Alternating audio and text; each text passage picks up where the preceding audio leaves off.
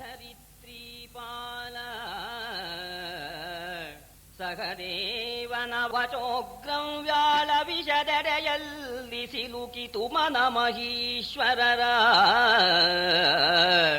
ಸೂಳು ನೆನಹಿನ ಸುಳಿಬನದ ಸಮಪಾಳಿ ಕೋಪದ ನಳಿದ ಮೌನದ ಮೇಲು ಬುದ್ಧಿಯ ಜೋಡಿ ಬೇರೊಂದಾಯಿತು ಭಾವದಲ್ಲಿ. ಕಠಿಣವಾದ ಮಾತು ಸಹದೇವನ ಮಾತು, ಆ ಉಗ್ರವಾದ ಮಾತೆಂಬತಕ್ಕಂಥದ್ದು ಹಾವಿನ ವಿಷದಂತೆ ಆಯಿತಂತೆ. ಆ ವಿಷ ಏರ್ಬಿಡ್ತಂತೆ ಈ ರಾಜರುಗಳಿಗೆ. ಮನಸ್ಸೆಲ್ಲ ಅಲ್ಲಾಡೋದಕ್ಕೆ ಪ್ರಾರಂಭವಾಯಿತು. ವಿನಾಕಾರಣವಾಗಿ ನಮ್ಮನ್ನೆಲ್ಲ ಅಂದ್ಬಿಟ್ನಲ್ಲ ಅಂತ ಹೇಳಿ ತಲೆಯಲ್ಲಿ ಅದೆಲ್ಲ ಸುತ್ತಾ ಇದೆಯಂತೆ. ನಾವು ಈಗ ಸುಮ್ಮನೆ ಇರಬಾರ್ದು, ಈ ರೀತಿ ಮಾತಾಡಿದ್ದಾನೆ, ಇವನು ಯಜ್ಞಾನೇ ಧ್ವಂಸ ಮಾಡಿಬಿಡ್ಬೇಕು ಅಂತ ಹೇಳಿ ಆ ರಾಜರೆಲ್ಲರಿಗೂ ಕೂಡ ಕೆಲವು ದುಷ್ಟರಾದ ರಾಜರಿಗೆ ಆ ಬುದ್ಧಿ ಉಂಟಾಯ್ತು, ಕೋಪ ಉಂಟಾಯ್ತು. ಆಗ ಮೌನದಿಂದ ಕೂತವರು ಮೌನವನ್ನು ಬಿಟ್ಟರು. ಈ ಯಜ್ಞವನ್ನು ಧ್ವಂಸ ಮಾಡಿಬಿಡ್ಬೇಕು ಅಂತ ಪರಸ್ಪರ ಮಾತಾಡ್ಕೊಳ್ತಾ ಇದ್ದಾರೆ. ಆ ಸಂದರ್ಭದಲ್ಲಿ ಅಕ್ಕಪಕ್ಕದಲ್ಲಿರ್ತಕ್ಕಂಥ ಆ ರಾಜರ ಪರಿವಾರದವರು ಹೇಳಿದ್ರಂತೆ, ವಿನಾಕಾರಣ ನೀವು ಕೋಪ ಮಾಡ್ಕೊಳ್ತೀರಿ. ಸಹದೇವ ಹೇಳಿದ್ದು ಯಾರು ಪರಮಾತ್ಮನ ಪೂಜೆಗೆ ವಿರೋಧಿಗಳೋ ಅವರಿಗೆ ಗಂಡ ಅಂತ ಹೇಳಿದ್ ನಾನೇ ವಿನ ಪರಮಾತ್ಮನ ಪೂಜೆ ಸನ್ಮತ ಯಾರಿಗೋ ಅವರಿಗೆ ಹೇಳಿರ್ತಕ್ಕಂಥ ಮಾತಲ್ಲ. ಈಗ ನೀವು ಎದ್ದು ಹೋದರೆ ನಿಮಗೆ ಇಷ್ಟವಿಲ್ಲ ಅಂತ ಅನ್ನೋದನ್ನ ನೀವೇ ತೋರಿಸ್ಕೊಂಡಾಗತ್ತೆ ಅಂತ ಬುದ್ಧಿವಂತರಾಗಿರ್ತಕ್ಕಂಥ ಪರಿವಾರದವರು ರಾಜರಿಗೆ ಬುದ್ಧಿ ಹೇಳಿದರು. ಆದರೆ ಕೋಪ ಬಂದಿದ್ರಿಂದ ಪರಿಣತರ ನುಡಿಗಳನ್ನು ಕಿವಿಯೋ ಕರಿಸಿದಮೋ, ಪರಿಣತರ ನುಡಿಗಳನ್ನು ಕಿವಿಯೋ ಕರಿಸಿದವೋ, ದುರುದುಂಬಿಗಳ ಬಾಹಿರರ ನುಡಿಗಳನ್ನು ಅಡಿಗಡಿಗೆ ಕುಡಿದು ತೇಗಿದವೋ, ಕರೆಸಿದರು ಕೂಳರನು ನೀತಿಯ ಗರುವರನು ನೂಕಿದರು. ರಾಯನ ಪರಮಯಾಗವನಳಿಯನದು ಅನುವಾಯಿತ್ತು ನೃಪಗಡಗ. ರಾಜ್ಯರು ಒಳ್ಳೆ ಮಾತು ಹೇಳಿದ್ರು, ಅದು ಇವರು ಕಿವಿಗೆ ಹಿಡಿಯಲಿಲ್ಲ ಅಂತ ಕಿವಿ ಓಕರಿಸಿದವು ಅಂತ ಕವಿ ಒಳ್ಳೆ ಮಾತು ಹೇಳ್ತಾ ಇದ್ದಾನೆ. ಕಕ್ಕಿ ಬಿಡ್ತಂತೆ, ಆ ಮಾತು ಒಳಗೆ ಹೋಗ್ಲಿಲ್ಲ. ಪ್ರಾಜ್ಞರಾಗಿರ್ತಕ್ಕವರು ಹೇಳಿರ್ತಕ್ಕಂಥ ಮಾತನ್ನ ಕಿವಿ ಕೇಳಲಿಲ್ಲ. ಯಾರು ದುಷ್ಟರಿದ್ದಾರೋ ಅವರ ಪ್ರೋತ್ಸಾಹ, ಅದಕ್ಕೆ ಕಿವಿ ನೆಟಕಾಗಿ ಬಿಡ್ತಂತೆ. ಆ ದುರುದುಂಬಿಗಳ ದುಷ್ಟರ ಮಾತನ್ನ ಕೇಳಿ ಆ ಮಾತನ್ನ ಕುಡಿದು ಕಿವಿ ತೇಗಿ ಬಿಡ್ತಂತೆ. ಸರಿ, ಆ ಕೂಡ್ಲೇನೆ ಎಲ್ಲ ಒಂದಾಗಿಬಿಟ್ಟಿದ್ದಾರೆ. ದುಷ್ಟ ರಾಜರೆಲ್ಲ ಒಂದಾಗಿಬಿಟ್ಟಿದ್ದಾರೆ, ನೀತಿಯನ್ನ ಬಿಟ್ಟುಬಿಟ್ಟಿದ್ದಾರೆ. ಆಗ ಈ ಧರ್ಮರಾಜ ಯಾಗ ಮಾಡಿದಾನಲ್ಲ, ಇವನ ಯಾಗವನ್ನೇನೆ ಹಾಳು ಮಾಡಿಬಿಡ್ಬೇಕು, ಇವನು ಸಮ್ರಾಟ್ ಪದವಿಯನ್ನೇ ಹಾಳು ಮಾಡಿಬಿಡ್ಬೇಕು ಅಂತ ಹೇಳಿ ನಿಶ್ಚಯ ಮಾಡಿಕೊಂಡ್ರು. ನಿಶ್ಚಯ ಮಾಡಿದವರು ತಮ್ಮ ತಮ್ಮ ಸೇನಾಪತಿಗೆ ಮಂತ್ರಿಗೆ ಹೇಳ್ತಾ ಇದ್ದಾರೆ, ಎಲ್ಲ ಸೈನ್ಯ ಸಿದ್ಧ ಮಾಡಿ ಅಂತ ಹೇಳಿ ಹೇಳ್ತಾ ಇದ್ದಾರೆ. ಏನೋ ಗಲಾಟೆ ಹತ್ಕೊಂಡ್ಬಿಡ್ತು. ಇವರು ಈ ರೀತಿ ಹೇಳಿದ ಮೇಲೆ ಯಜ್ಞಾನ ಹಾಳು ಮಾಡ್ತಾರಂತೆ, ನೋಡೇ ಬಿಡೋಣ ಅಂತ ಹೇಳಿ ಇಲ್ಲಿ ಭೀಮಾದಿಗಳು, ಭೀಮ, ಅರ್ಜುನ, ನಕುಲ, ಸಹದೇವ ಇವರು ಕೂಡ ನೋಡೋಣ ಯಾರು ಬರ್ತಾರೋ ನೋಡೋಣ ಅಂತ ಇವರು ಯುದ್ಧಕ್ಕೆ ಸಿದ್ಧತೆ ಮಾಡ್ಕೊಳ್ತಾ ಇದ್ದಾರೆ. ಈ ಕಡೆ ಸಾತ್ವಿಕಿ ಯಾದವರ ಪಂಗಡದಲ್ಲಿ ಅವರೆಲ್ಲ ಯುದ್ಧಕ್ಕೆ ಸಿದ್ಧತೆ ಮಾಡ್ಕೊಳ್ತಾ ಇದ್ದಾರೆ. ಧರ್ಮರಾಜ ನೋಡಿದ, ಧರ್ಮಮೂರ್ತಿ ಹೇಗಾದರೂ ಕಷ್ಟ, ಈಗ ಗೆದ್ರೂ ಕಷ್ಟ, ಸೋತರೂ ಕಷ್ಟ, ಇಂತಹ ಪರಿಸ್ಥಿತಿ ಬಂದ್ಬಿಡ್ತಲ್ಲ ಅಂತ ಹೇಳಿ ಧರ್ಮರಾಜ ಬಹಳ ಗಾಬರಿಯಿಂದ ಭೀಷ್ಮರ ಸಮೀಪಕ್ಕೆ ಹೋಗಿ, ಮಹಾಸ್ವಾಮಿ, ಇದುವರೆಗೆ ಸುಖವಾಗಿ ನಡೆದೋಯ್ತು. ನಮ್ಮ ಪೌರುಷಕ್ಕೆ, ನಮ್ಮ ಪುರುಷ ಪ್ರಯತ್ನಕ್ಕೆ ದೈವ ಅನುಕೂಲ ಮಾಡ್ತು, ಎಲ್ಲ ನೆರವೇರ್ತು, ಯಜ್ಞವೆಲ್ಲ ಮುಗದಂತೆ ಆಯ್ತು. ಇನ್ನೊಂದು ಅಗ್ರ ಪೂಜೆ, ಪೂರ್ಣಾಹುತಿ, ಇನ್ನಾವು ಭೃತ, ಇಷ್ಟೇ ತಾನೇ ಇರೋದು. ಇಲ್ಲಿವರೆಗೆ ಸುಖವಾಗಿ ನಡೆದಿರ್ತಕ್ಕಂಥ ಈ ಯಾಗಕ್ಕೆ ವಿಘ್ನ ಬಂದ್ಬಿಡ್ತಲ್ಲ ಅಂತನ್ನೋದು ನನಗೆ ಬಹಳ ಯೋಚನೆ ಆಗ್ತಾ ಇದೆ. ಹೇಗೂ ಕಷ್ಟ ಅಂತ, ಗೆದ್ರೂ ಕಷ್ಟ, ಸೋತರೂ ಕಷ್ಟ. ಯಾಕೆ?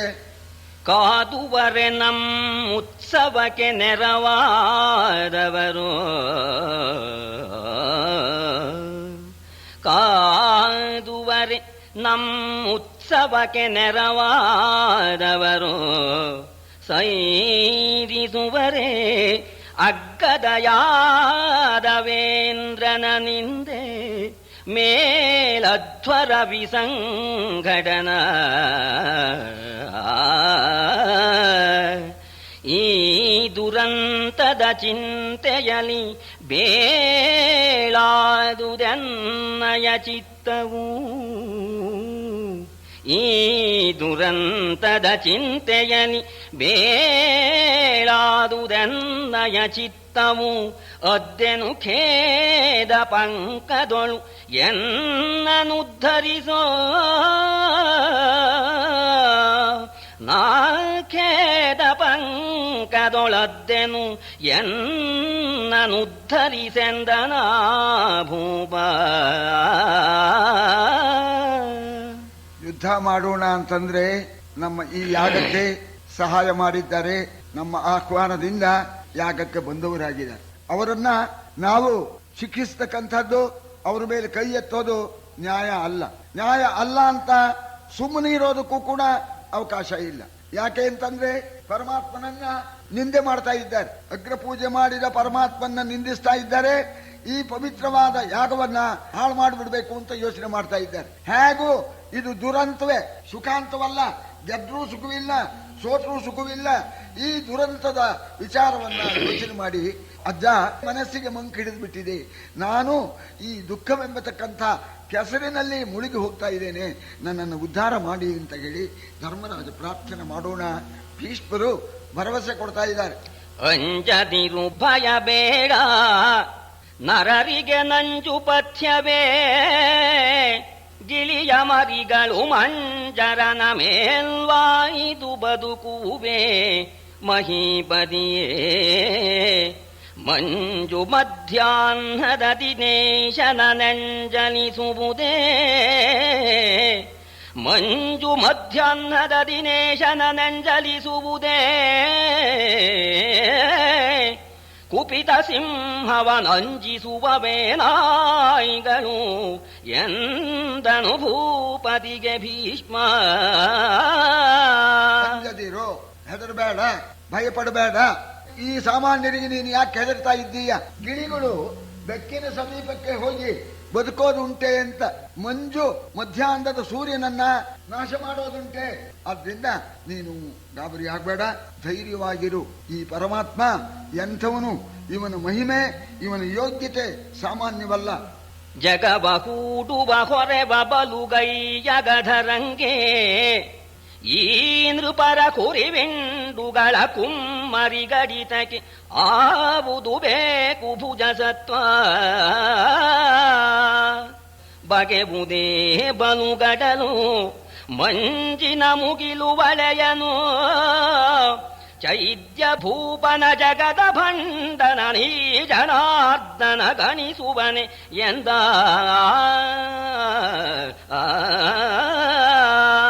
ಅಖಂಡ ಬ್ರಹ್ಮಾಂಡಗಳನ್ನ ಸೃಷ್ಟಿ ಮಾಡಿ ಕಾಪಾಡಿ ನಾಶ ಮಾಡತಕ್ಕಂಥ ಮಹಾವೀರನಾಗಿರ್ತಕ್ಕಂಥ ಈ ಪರಮಾತ್ಮನಿಗೆ ಈ ರಾಜಾದಿರಾಜರ ಎಂಬತಕ್ಕಂಥ ಕುರಿಗಳನ್ನ ಕಡಿದು ಕೊಚ್ಚೋದಕ್ಕೆ ಏನು ಸಾಹಸ ಬೇಕಾಗಿದೆ? ಸಾಹಸ ಏನು ಬೇಕಾಗಿಲ್ಲ, ಇಚ್ಛಾ ಮಾತ್ರದಿಂದ ಬೇಕಾದ ಮಾಡಿಬಿಡ್ತಾನೆ. ಆದ್ದರಿಂದ ನೀನು ಯಾಕೆ ಯೋಚನೆ ಮಾಡ್ತಾ ಇದ್ದೀಯ? ಮಂಜು ಬೀಳ್ತಾ ಇದೆ, ಸಮುದ್ರ ಅಂಜೋದುಂಟೆ. ಅದೇ ರೀತಿಯಾಗಿ ಈ ಅಧಮ, ಈ ಶಿಶುಬಾಲ, ಇವನ್ನ ಪರಮಾತ್ಮ ರಕ್ಷಿಸ್ತಾನೆ. ನೀ ಯಾಕೆ ಗಾಬರಿ ಆಗ್ತೀಯ ಅಂತ ಹೇಳಿ ಭೀಷ್ಮರು ಗಟ್ಟಿಯಾಗಿ ಹೇಳಿ ಸಮಾಧಾನ ಪಡಿಸೋಣ. ಈ ಮಾತನ್ನು ಕೇಳಿ ಶಿಶುಪಾಲನಿಗೆ ಸಿಟ್ಟು ಬಂದು, ಎಲೆನ ಪುಂಸಕ ಭೀಷ್ಮ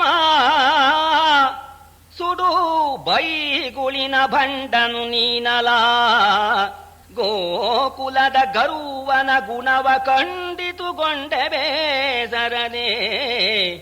ಹಳಿವಿನಲಿ ಹೆಮ್ಮೆಯನು ಕುಂದಿನ ಕುಲದೊಳಗ್ಗಳಿಕೆಯನು. ಹಳಿವಿನಲಿ ಹೆಮ್ಮೆಯನು ಕುಂದಿನ ಕುಲದೊಳಗ್ಗಳಿಕೆಯನು. ತಮದಲ್ಲಿ ಬೆಳಗ ಬಣ್ಣಿಸುತ್ತಿಗೆ ನಿರಂತರವು. ತಮದಲ್ಲಿ ಬೆಳಗ ಬಣ್ಣಿಸುತ್ತಿಗೆ ನಿರಂತರವು ಎಂದನ ಚೈತ್ಯ. ನಪುಂಸಕ ಭೀಷ್ಮ, ನಿನಗೆ ಧಿಕ್ಕಾರ. ನಿನ್ನನ್ನು ಸುಡಬೇಕು. ಯಾವಾಗಲೂ ಕೂಡ ಇನ್ನೊಬ್ಬರನ್ನ ಬೈತಕ್ಕಂಥದ್ದು. ಈ ಕೃಷ್ಣನಲ್ಲಿ, ಈ ದನ ಕಾಯೋನಲ್ಲಿ ಏನು ಗುಣ ಕಂಡುಬಿಟ್ಟು ಅವನನ್ನ ನೀನು ಹೊಗಳ್ತಾ ಇದ್ದೀಯೋ? ಹೊಗಳೋಕೇನಾದ್ರು ಇದೆಯೋ ಅಂತ. ಏನಾದ್ರು ಒಂದು ಗುಣ, ಒಳ್ಳೆ ಗುಣ ಇದ್ದಿದ್ರೆ ಆ ಗುಣನ ಹಿಡಿದು ಹೊಗಳಬಹುದಾಗಿತ್ತು. ಒಂದೂ ಗುಣ ಇಲ್ಲ, ಏನು ಬೇಜಾರಿಲ್ದೇನೆ ಹೊಗಳ್ತಾ ಇದ್ದಾನೆ. ನಿನ್ನ ಹೊಗಳಿಕೆ ಹೇಗಾಗಿದೆ ಅಂತಂದ್ರೆ ಎಲ್ಲಿ ತಿರಸ್ಕಾರವೋ ಅದನ್ನ ಹೆಮ್ಮೆ ಅಂತ ಕೊಚ್ಕೊಳ್ತಾ ಇದೀಯ. ಥೂ, ಇಂಥ ಕೆಲಸ ಮಾಡಿದ್ನೆ ಅಂತ ಜನ ಅಂತಾರೆ. ಸ್ವಾಮಿ ಎಂಥ ಕೆಲಸ ಮಾಡ್ಬಿಟ್ಟ ಅಂತ ಅದನ್ನೇ ಹೊಗಳೋದು. ಹೊಗಳೋದಕ್ಕೇನು ಇಲ್ಲ, ಮಾಡಿರೋರು ಕೆಟ್ಟ ಕೆಲಸ ಎಲ್ಲ ಥೂ ಅಂತಾರೆ. ನೀನು ಅದನ್ನೇನೆ ಹೇಗ್ ಮಾಡ್ಬಿಟ್ಟ ಅಂತಂತ ಇದೀಯ. ಹಳಿವಿನಲ್ಲಿ ಹೆಮ್ಮೆಯನ್ನು, ಕುಂದಿನ ಕುಲದಲ್ಲಿ ಅಗ್ಗಳಿಕೆಯನ್ನು. ವಂಶಕ್ಕೆ ಕಳಂಕ ಬಂದಿದೆ, ಈ ಯದು ವಂಶಕ್ಕೆ ಕುಕ್ಕು ಬಂದಿದೆ. ಅಲ್ಲಿ ಅಂಥ ವಂಶ ಅಂತ ಕೈ ಎತ್ತಿ ಬಿಡ್ತೀಯ. ಆಮೇಲೆ ಕತ್ಲೆ ಅಲ್ಲಿ ತುಂಬಿಕೊಂಡಿದೆ. ಸ್ವಾಮಿ ಹೇಗಿದೆ ಬೆಳಕು ಅಂತ ಹೇಳ್ತಾ ಇದೀಯಲ್ಲೋ, ಏನ್ ಮಾಡಿದಾನೆ ಅಂತ ಹಿಂಗ ಹೊಗಳ್ತಾ ಇದೀಯೋ ನೀನು. ಇವನು ಮಾಡಿರೋದು ಎಲ್ಲ ಮಾಡಬಾರದ ಕೆಲಸವನ್ನೇ ಮಾಡಿದ್ದಾನೆ. ಏನ್ ಹೇಳ್ತಾರೆ ಅಂದ್ರೆ, ಸ್ತ್ರೀಷು ಗೋಷು ನಶಸ್ತ್ರಾಣಿ ಪಾತಯೇ ಬ್ರಾಹ್ಮಣೇಶು ಚ. ಬ್ರಾಹ್ಮಣರಲ್ಲಿ, ಹೆಂಗಸರಲ್ಲಿ, ಗೋವಿನಲ್ಲಿ ಯಸ್ಯ ಚಾನ್ನಾನಿ ಭುಂಜೀತ ಯತ್ರ ಚಸ್ಯ ಪ್ರತಿಶ್ರಯ. ಯಾರ ಅನ್ನ ತಿಂತಾನೋ ಅಂಥವನಿಗೆ, ಅಂದ್ರೆ ಸ್ವಾಮಿಗೆ ಅಂತ ಯಾವನ ಅನ್ನ ತಿಂತಾನೋ ಅವನನ್ನ, ಮತ್ತು ಯಾರು ಆಶ್ರಯ ಕೊಟ್ಟಿದ್ದಾರೋ ಅವರನ್ನ ಶಸ್ತ್ರದಿಂದ ಹೊಡಿಬಾರ್ದು ಅಂತ ಶಾಸ್ತ್ರದಲ್ಲಿ ಹೇಳ್ತಾ ಇದೆ. ಅದು ಧರ್ಮ ಅಂತ ಹೇಳ್ತಾ ಇದೆ. ಇವನು ಮಾಡಿರೋದು ಅಷ್ಟು ಕೂಡ ಅಧರ್ಮ. ಹೆಂಗಸನ್ ಕೊಂದ, ಹಾಲು ಕೊಡೋಕೆ ಅಂತ ಬಂದ್ರೆ ಆ ಹೆಂಗಸನ್ ಕೊಂದ. ಒಂದು ಕರ ಸಿಕ್ತು, ಕಾಲು ಹಿಡ್ಕೊಂಡ, ನೆಲಕ್ಕೆ ಗುಡ್ಡಕ್ಕೆ ಅಪ್ಪಳಿಸ್ಬಿಟ್ಟ. ಒಂದು ಎರಡು ಮರನ ಕುಗ್ಗಿಸ್ಬಿಟ್ಟ, ಒಂದು ಎತ್ತು ಹೊಡೆದು ಬಿಟ್ಟ, ಒಂದು ಕತ್ತೆನ ನಾಶ ಮಾಡಿಬಿಟ್ಟ. ಇವನು ಮಾಡಿರೋದು ಎಲ್ಲ ಕೆಟ್ಟ ಕೆಲಸವೇ.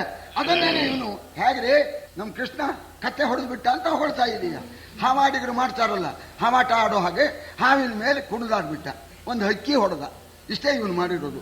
ಇದು ಅಲ್ದೇನೆ ಪಾಪ ಆ ಅಗಸ ಮಹಾರಾಜರು ಬಟ್ಟೆ ಎಲ್ಲ ಚೆನ್ನಾಗಿ ಹೊಗಲು ಅದಕ್ಕೆಲ್ಲ ಬಣ್ಣ ಗಿಣ್ಣ ಹಾಕಿ ಇಸ್ತ್ರಿ ಮಾಡಿ ತಗೊಂಡು ಹೋಗ್ತಾ ಇದ್ರೆ ಇವನು ಅಣ್ಣ ಸೇರ್ಕೊಂಡು ಹೋದ ಆ ಬಟ್ಟೆ ಕೊಡೋ ಅಂತ ಕೇಳ್ಬಿಡೋದೆ. ಅಮಂದ ಸ್ವಾಮಿ ಇದು ಮಹಾರಾಜರದು, ಕೊಟ್ಟರೆ ನನ್ನ ತಲೆ ಹೋಗುತ್ತೆ ಅಂದ್ರೆ ಆ ಅಗಸನ್ನು ಹಿಡ್ಕೊಂಡು ಜಗ್ಗಿ ಹೊಡೆದು ಮಹಾರಾಜರ ಬಟ್ಟೆನೆಲ್ಲ ಕದ್ಕೊಂಡು ವಸ್ತ್ರಾಪಹಾರಕ ತಾನೂ ಹೊತ್ಕೊಂಡು ಅಣ್ಣನಿಗೂ ಅಷ್ಟು ಕೊಟ್ಟು, ಜೊತೆಯಲ್ಲಿ ಬಂದಿರೋ ದನ ಕಾಯೋರಿಗೆಲ್ಲ ನೀವೆಲ್ಲ ಹಂಚ್ಕೊಳ್ಳಿ ಅಂತ ಸೌಕಾರಿಕೆ. ಯಾರದ್ದೋ ಗಂಟು ಯಾರನ್ನು ಹೊಡೆದ ಮಾಡಿದ, ಈ ರೀತಿ ಮಾಡಿದ. ಯಾರು ಮಾಡ್ತಾರಿವೆ. ಸಾಕ್ಷಾತ್ ತಾಯಿಯ ಅಣ್ಣ. ತಾಯಿ ಅಣ್ಣ ಅಂದ್ರೆ ಮಾತುಲ. ಮಾತುಲ ಅಂದ್ರೆ ಗುರುಸ್ಥಾನದಲ್ಲಿ ಇರ್ತಕ್ಕಂಥವನು. ಅಂಥವನನ್ನ ಹೋಗಿ ಸರಿ ಅವನು ಹಬ್ಬಕ್ಕೆ ಅಂತ ಕರೆದ್ರೆ ಮೋಸ ಮಾಡಿ ಆ ಮಾವನ್ನೇ ಕೊಂದಿದ್ದಾನೆ. ಇದೇ ಇವನು ಮಾಡಿರ್ತಕ್ಕಂಥ ಕೆಲಸ. ಉದ್ದಕ್ಕೂ ಮಾಡಿರ್ತಕ್ಕಂಥದ್ದೆಲ್ಲ ಅನ್ಯಾಯ, ಅಧರ್ಮ. ನೀನು ಭೀಷ್ಮ, ನೀನು ಭಂಡ, ನೀನು ನಪುಂಸಕ, ನೀನು ಅವನ್ನ ಹೊಗಳೋಕ್ ಹೋಗ್ತಾ ಇದೀಯ. ನಿನ್ನ ಹಣೆ ಬರ ಮುಂಚೆ ನೋಡ್ಕೋ, ಅವನ್ನ ಹೊಗಳೋದು. ಯಾಕೋ ಹೋಗಿದ್ದೆ ನೀನು ಕಾಶಿರಾಜ ಹೆಣ್ಮಕ್ಕಳಿಗೆ ಮದುವೆ ಮಾಡ್ತಕ್ಕಂಥ ಸಂದರ್ಭದಲ್ಲಿ ನಪುಂಸಕ ನೀನ್ ಯಾಕೋ ಹೋದೆ? ನೀನ್ ಮದುವೆ ಮಾಡ್ಕೊಳ್ಳೋ ಅಧಿಕಾರ ಇದೆಯೇನೋ? ಯಾಕೋ ಹೋದೆ? ಪಾಪ ಅವಳು ಒಬ್ಳು ಹೆಣ್ಮಗಳು, ನಾ ಯಾರನ್ನೋ ಮನಸ್ಸಲ್ಲಿ ಮಾಡ್ಕೊಂಡಿದ್ದೀನಿ. ಅವಳು ಹೇಳಿದ್ರು ಕೂಡ ಕೇಳಿದೇನೆ ಆ ಹುಡುಗಿ ಕರ್ಕೊಂಡ್ಬಂದು ತಮ್ಮನಿಗೂ ಮದುವೆ ಮಾಡಿಸಿದೆ. ಅತಂತ್ರ ಮಾಡಿಬಿಟ್ಟಿಲ್ಲೋ, ಒಂದು ಹೆಣ್ಣು ಜನ್ಮಾನೇ ಹಾಳು ಮಾಡಿದ್ದೀರ. ಥೂ ನಪುಂಸಕ ಷಂಡ. ಆದರಿಸಿ ಬಣ್ಣಿಸಿದೆ ಎಲ್ಲ ಹೊಗಳ್ತಾ ಇದೆಯಲ್ಲ, ಇದ್ಯಾಕೋ ಬಿಟ್ಬಿಟ್ಟೆ?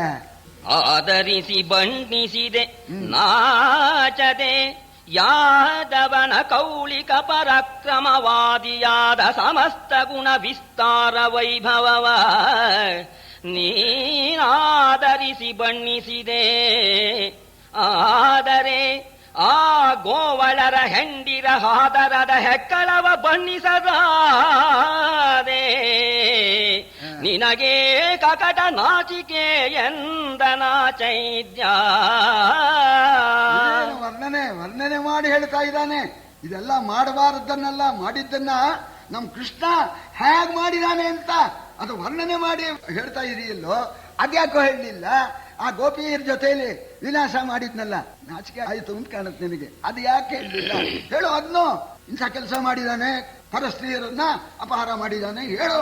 ಯಾಕೋ ಹೇಳೋದಿಲ್ಲ ಅಂತ ಹೇಳಿ ನ್ಯಾಯವಾದ ಯುದ್ಧ ಅಂತ ಅನ್ನೋದು ಯಾವಾಗಲೂ ಮಾಡಿಲ್ಲ. ಶುದ್ಧ ಮೋಸಗಾರ. ಓಡಿ ಹೋಗಿ ಕಾಳೆಯವನನ್ನ ಕೊಂದ. ಆಮೇಲೆ ಪಾಪ ಜರಾಸಂಧ ಮಹಾನುಭಾವ, ದೊಡ್ಡ ರಾಜ, ಅವನ ಮನೆಗೆ ಈ ಭೀಮಾರ್ಜುನರನ್ನು ಕರ್ಕೊಂಡು ಬ್ರಾಹ್ಮಣರ ವೇಷ ಹಾಕೊಳ್ರು, ಇಲ್ಲದಿದ್ರೆ ಅವನು ಹೊಡೆಯೋಕ್ಕೋಗಲ್ಲ ಅಂತ ಹೇಳಿ ಮೇಷವನ್ನು ಮಲಗಿಸ್ಕೊಂಡು ಹೋಗಿ ಆ ಜರಾಸಂಧನ್ನ ಭೀಮನ ಹತ್ರ ಕೊಲ್ಲಿಸಿದ. ನಿಮ್ಮ ಮೋಸದಿಂದ ಅದನ್ನು ಕೊಲ್ಲಿಸಿದ ಮೇಲೆ ಕೊಂದವನು ಭೀಮ. ಇವ ಸರ್ವೆಂಟ್ ಕೆಲಸ ಜವಾನರು ಮಾಡ್ತಾರಲ್ಲ, ಕಾರಾಗಾರಕ್ಕೆ ಹೋಗಿ ಬೀಗ ತೆಗೆದು ಅವ್ರನ್ನೆಲ್ಲ ಬಿಡಿಸಿಬಿಟ್ಟ. ಜವಾನ ಮಾಡೋದಿಲ್ವೇ? ಅದನ್ನು ಮಾಡಿದಾನೆ. ನಿನಗೆ ಓಹೋ ಅಂತ ಏನು ಹೋಗ್ಲಿಕ್ಕೆ ಇವ ಏನಾರು ಮಾಡಿದ್ನ? ಕೊಂದೋನ್ ಭೀಮ ಅಲ್ಲಿ ಹೋಗಿ ಕಾರಾಗಾರದಲ್ಲಿ ಕೀ ತೆಗೆದ್ಬಿಟ್ಟ. ನಿಮ್ಮನ್ನೆಲ್ಲ ಬಿಡಿಸಿದೀನಿ ಅಂತ ಉದ್ದಕ್ಕೂ ಮಾಡಿರೋದೆ ಇಂಥದ್ದು. ಇದನ್ನ ಬೊಗಳ್ತಾ ಇದೆಯಲ್ಲೋ, ನಿಜವಾಗೋ ನಿನ್ನಾಗಿ ಇತ್ತಂತೆ ಒಂದು ಹಂಸ. ಅದು ಸ್ವಲ್ಪ ವಯಸ್ಸಾಗಿತ್ತು. ಅದು ಅಹಿಂಸಾ ಪರಮೋ ಧರ್ಮ, ಯಾರಿಗೂ ಹಿಂಸೆ ಮಾಡಬಾರದು, ಅದು ಶ್ರೇಷ್ಠವಾದ ಧರ್ಮ ಅಂತ ಹೇಳ್ತಾ ಇತ್ತಂತೆ ಆ ಮುದಿ ಹಂಸ. ಸರಿ, ಬಾಕಿ ಪಕ್ಷಿಗಳು ಅಯ್ಯೋ ಎಷ್ಟು ತಿಳುವಳಿಕೆ ನಮ್ಮ ಹಂಸಕ್ಕೆ ಅಂತ ಹೇಳಿ ಅದ್ರ ಮಾತು ನಂಬ್ಕೊಂಡ್ಬಿಟ್ಟು ತಮ್ಮ ಮೊಟ್ಟೆಗಳನ್ನ ಮರಿಗಳನ್ನ ಅಯ್ಯ ಸ್ವಲ್ಪ ನೋಡ್ಕೊಂಡಿರು, ನಾವು ನೋಡ್ಕೊಂಡಿರ್ತೀನಿ ಅಂತ ಹೇಳಿಬಿಟ್ಟು ಪಾಪ ಅವು ಆಹಾರಕ್ಕೆ ಅಂತ ಹೋದ್ರೆ ದಿನ ಒಂದೊಂದು ಫಲಾರ. ಅಹಿಂಸಾ ಪರಮೋ ಧರ್ಮ, ಪಕ್ಷಿಗಳೆಲ್ಲ ಆ ಕಡೆ ಹೋಗೋಣ ಫಲಾರ. ಆ ಪಕ್ಷಿಗಳು ನೋಡ್ತು, ಬಂದು ನೋಡುತ್ತೆ, ದಿನಕ್ಕೆ ಲೆಕ್ಕ ಕಮ್ಮಿ. 10 ಮರಿ ಇತ್ತಲ್ಲ, ಇವತ್ತು 9 ಇದೆಯಲ್ಲ, ಯಾಕೆ ಅಂತ. ಇದು ಫಲಾರ ಮಾಡಿರೋದು ಗೊತ್ತಿಲ್ಲ. ಎಷ್ಟು ದಿವಸ ನಡೆಯುತ್ತೆ ಈ ಮೋಸ ದಗಲ್ಬಾಜಿ? ಒಂದ್ ದಿವಸ ಗೊತ್ತಾಯ್ತು ಹಕ್ಕಿಗಳಿಗೆ, ಅಲ್ಲ ಅಹಿಂಸಾ ಪರಮೋ ಧರ್ಮ ಅಂತ ಹೇಳುತ್ತೆ, ಇದು ಮಾಡೋದು ಹಿಂಸೆ, ತಗೊಳ್ಳೋ ಅಂತ ಹೇಳಿ ಎಲ್ಲ ಪಕ್ಷಿಗಳು ಸೇರಿ ಆ ಹಂಸವನ್ನ ಕೊಂದಾಯ್ತು. ಹಾಗೆ ನಿನ್ನನ್ನು ಕೊಲ್ಬೇಕು ನೀನು. ಬಾಯಲ್ಲಿ ನೀನು ಹೇಳೋದು ಒಳ್ಳೆ ಧರ್ಮ, ಮಾಡ್ತಕ್ಕಂಥದ್ದೆಲ್ಲ ಶುದ್ಧ ಅನಾಚಾರ. ಇಂಥ ನಿನ್ನನ್ನು ಕೊಲ್ಬೇಕು, ರಾಜರು ಕೊಲ್ತಾರೆ, ಬಿಡೋದಿಲ್ಲ ಅಂತ ಹೇಳಿ ಭೀಷ್ಮನ್ನ ಬೈತಾ ಇದ್ದಾನೆ ಶಿಶುಪಾಲ. ಕೇಳಿ ಕಿಡಿಕಿಡಿಗೆದರಿ ತನು ರೋಮಾಳಿ ತಳಿತುದು, ರೋಷವನ್ನಿಜ್ವಾಲೆ ಝಳಪಿಸೆ ಜಡಿದವರು ನಚ್ಛವಿಯ ಲಕ್ಷಿಗಳು.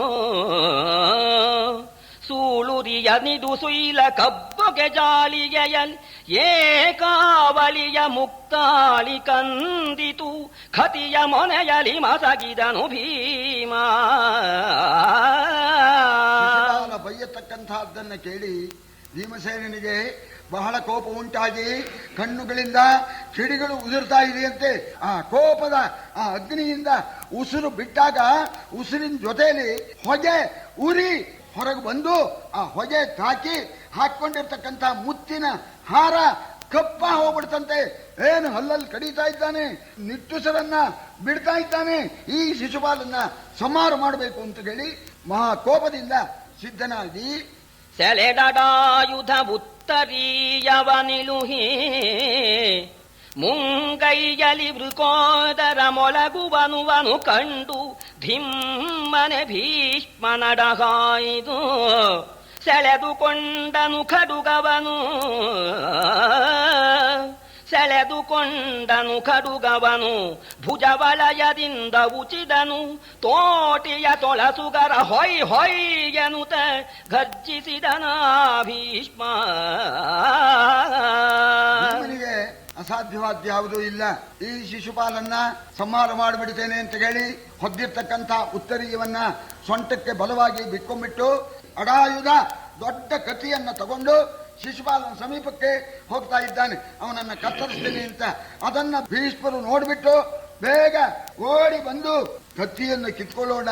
ಕತ್ತಿ ಕಿತ್ಕೊಂಡ್ರ ಅಜ್ಜ, ಮುಷ್ಟಿಲೇ ಕೊಂದು ಬಿಡ್ತೀನಿ ಇಂದ ಅವನು. ಅವನಿಗೆ ಕತ್ತಿ ಬೇಕೇನೋ, ಏನೋ ಕತ್ತಿ ತಗೊಂಡು ಹೊರಟಿದ್ದ, ಮುಷ್ಟಿಲೇ ಹೊಡೆದು ಬಿಡ್ತೇನೆ ಅನ್ನೋಣ, ಹೊಡೆದು ಬಿಡ್ತಾನೆ ಅಂತ ಹೇಳಿ ಭೀಷ್ಮರು ಬಲವಾಗಿ ಭೀಮನ್ ತಬ್ಕೊಂಡು ಮುಂದಕ್ಕೆ ಹೋಗೋದ ಬಗ್ಬಿಟ್ಟು ತಪ್ಪಿಸ್ಕೋಬೇಕು ಅಂತ ಒದ್ದಾಡ್ತಾ ಇದ್ದಾನೆ. ಭೀಷ್ಮರು ಬಿಡ್ಲಿಲ್ಲ, ಬಲವಾಗಿ ಹಿಡ್ಕೊಂಡ್ಬಿಟ್ಟು ಒಂದ್ ಮಾತು ಹೇಳಿದ್ರು, ಸದ್ದು ಎಲ್ಲ ಸಾವಧಾನ ಅಂತ ಕೂಗಿ ಹೇಳಿದಂತೆ. ನೋಡು, ಈಗ ಮಧ್ಯವರ್ತಿಗಳಾದ ರಾಜರೆಲ್ಲರನ್ನು ಕೂಡ ನೀವು ಬರಮಾಡಿದ್ದೀರಿ, ಅವರನ್ನ ಸತ್ಕಾರ ಮಾಡಿ ನಾವು ಕಳಿಸ್ಬೇಕೇ ವಿನಃ ಮನೆಗೆ ಬಂದವರಿಗೆ ನಾವು ಅವರಿಗೆ ಅಪಚಾರ ಮಾಡಬಾರ್ದಪ್ಪ. ಅವ್ರು ಮಾಡ್ಕೊಳ್ಳಿ, ಅವರು ಮಾಡಿದ್ರು ಕೂಡ ನಾವು ತಾಳ್ಮೆ ತಗೋಬೇಕು. ಭೀಮ ಸಮಾಧಾನ ಮಾಡ್ಕೋ ಅಂತ ಹೇಳಿ ಭೀಮನ್ ಬಲವಾಗಿ ಹಿಡ್ಕೊಂಡಿದ್ದಾರೆ. ಎಲ್ಲರಿಗೂ ಎಲ್ಲ ಸಾವಧಾನವಾಗಿ ಇರಬೇಕು ಅಂತ ಹೇಳಿ ಹೇಳೋಣ. ಸಭೆ ಶಾಂತವಾಯಿತು. ಭೀಮನ್ನ ಇವರು ಬಲವಾಗಿ ಹಿಡಿದಿದ್ದಾರೆ. ನೋಡಿ, ಈ ಶಿಶುಪಾಲ ಭೀಮನ್ ಬಲವಾಗಿ ಹಿಡಿದಾಗ ಇವನಿಗೂ ಆಕ್ರೋಶ. ಹೇಳ್ತಾ ಇದ್ದಾನೆ, ಭೀಷ್ಮರೇ ಬಿಡಿ ಅವನ್ನ. ಬಿಡು ಬಿಡಲೆ ಗಾಂಗೆಯ ಭೀಮನ ಕಡಿದು ಪೂರ್ಣಾಹುತಿಯ ನಗ್ನಿಗೆ ಬಡಿಸಿ ಕೊಡುವೆನು. ಸ್ವಾಮಿ ದ್ರೋಹಿಯ ಕರುಳ ದಂಡೆಗಳ ಮುಡಿಸುವೆನು ಜಯಸಿರಿಗೆ. ನೋಡೆನ್ನೊಡನೆ ಮೇಳವೇ ದಕ್ಷ ಯಜ್ಞದ ಮೃಡನ ಮರೆಸುವೆನು.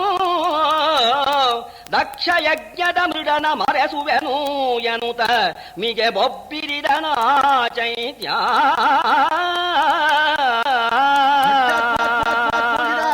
ಭೀಷ್ಮ ಅವನನ್ನು ಕೊಚ್ಚಿ ಬಿಡ್ತೇನೆ, ಅವನನ್ನ ಕತ್ತು ಅವನ ಕರುಳು ಮಾಲೆಯನ್ನ ಆ ವಿಜಯಲಕ್ಷ್ಮಿಗೆ ಹಾರವಾಗಿ ಹಾಕ್ಬಿಡ್ತೇನೆ. ಮತ್ತೂನು ಈ ಯಜ್ಞವನ್ನ ಧ್ವಂಸ ಮಾಡಿಬಿಡ್ತೇನೆ. ನನ್ನೊಡನೆ ಹೋರಾಟಕ್ಕೆ ಬರ್ತಾ ಇದ್ದಾನೆ ವೀರಭದ್ರ. ಹಿಂದೆ ಮಾಡಿದ್ದ ಅಂತ ಜನ ಹೇಳ್ತಾ ಇದ್ದಾರಲ್ಲ, ವೀರಭದ್ರನ್ನ ಮರೆಸಿ ಬಿಡ್ತೇನೆ. ದಕ್ಷ ಯಜ್ಞವನ್ನು ಹಾಳು ಮಾಡಿರ್ತಕ್ಕ ವೀರಭದ್ರ ನಾನು. ಆ ವೀರಭದ್ರನ್ನ ಮರೆಸಿ ಬಿಡ್ತೇನೆ. ಈಗ ಎಲ್ಲರ ಎದುರಿನಲ್ಲಿ ಯಜ್ಞ ಧ್ವಂಸ ಮಾಡಿಬಿಡ್ತೇನೆ ಅಂತ ಗಟ್ಟಿಯಾಗಿ ಹೋಗಿದ. ಭೀಷ್ಮರು ಬಲವಾಗಿ ಹಿಡ್ಕೊಂಡಿದ್ದಾರೆ. ಆಗ ಭೀಮ ಹೇಳ್ತಾ ಇದ್ದಾನೆ, ಸ್ವಾಮಿ ಇಷ್ಟಾದ್ರೂ ನಾನು ಬಿಡೋದಿಲ್ವೇ? ಬಿಡಿ ನೋಡೋಣ ವೀರಭದ್ರ ಏನ್ ಮಾಡ್ತಾನೆ ನೋಡ್ತೇನೆ. ಬಿಡು ಬಿಡಗಡ ಭೀಷ್ಮ, ದರ್ಪದಿ ಕಡು ಜರೆದ ಕಳವಳದ ಕುನ್ನಿಗೆ ಕುಡಿಸುವೆನು ದಿವ್ಯಾಸ್ತ್ರ ವಿಶಿಖ ವಿಶೇಷದೌಷಧಿಯ. ತಡೆದು ತನ್ನನು ರಾಜಕಾರಿಯವ ಕೆಡಿಸಿದಯಲ, ತಡೆದು ತನ್ನನು ರಾಜಕಾರಿಯವ ಕೆಡಿಸಿದೆಯಲ. ದಕ್ಷ ಯಜ್ಞದ ಮೃಡನ ಮುರುಕುವ ಕಾಬೆನು, ದಕ್ಷ ಯಜ್ಞದ ಮೃಡನ ಮುರುಕವ ಕಾಬೆನೆನುತ ಒಡೆ ಮುರುಚಿದನು ಭೀಮ. ಬಿಡ್ರಿ, ಅವನಿಗೆ ಸೊಕ್ಕ ಹೆಚ್ಚಾಗಿದೆ, ಅವನಿಗೆ ಗರ್ವವೆಂಬತಕ್ಕಂಥ ಜ್ವರ ಹಿಡ್ಕೊಂಡಿದೆ. ಅದಕ್ಕೆ ಔಷಧಿ ಮಾಡ್ತೀನಿ. ನನ್ನ ಬಾಣಗಳೆಂಬತಕ್ಕಂಥ ಆ ಔಷಧಿಯನ್ನ ಅವನಿಗೆ ಅರೆದು ಕುಡಿಸ್ತೀನಿ. ಬಿಡಿ, ಅದೇನೋ ವೀರಭದ್ರನಂತೆ.